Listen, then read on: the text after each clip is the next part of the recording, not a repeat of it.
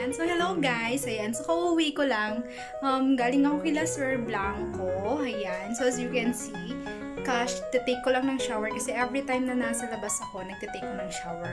Honestly, kaninang umaga, bago ko umalis, may nakita akong ice cream sa ref.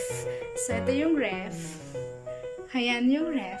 So kakain tayo ng ice cream kasi gusto kong kumain ng ice cream.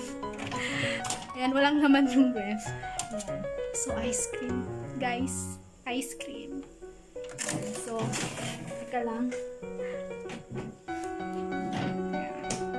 Guys, my ice cream! My ice cream, guys. It is a Rocky Road. Ayan siya. Ayan. So, meron tayong dito, Rocky Road. Ayan natin.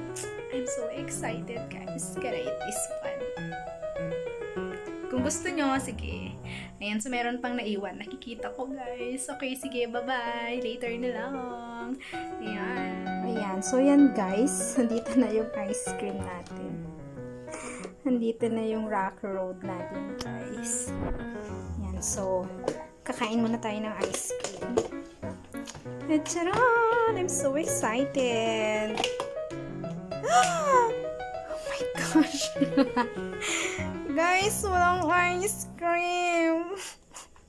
Ang laman ng ice cream may karne. Paano ko ito kakainin ngayon? I'm so gutom na.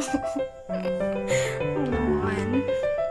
Wala karne. Karne na nagyayelo. So, anong gagawin ko dito? Guys, nag-prepare pa man din ako nito.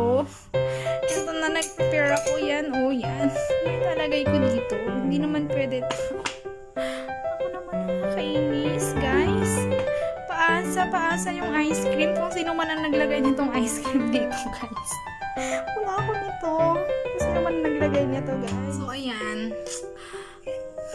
Nga tayo, wala tayong ice cream. Hindi ko alam kung anong laman ng ref ko. Siguro mag-milk na lang talaga ako. Bread. Kung ano man yung pwede kasi walang ice cream. Ito, makakakain pa man din ako ng ice cream. Sayang, guys. Sayang. Naman ako makakain ako ice cream.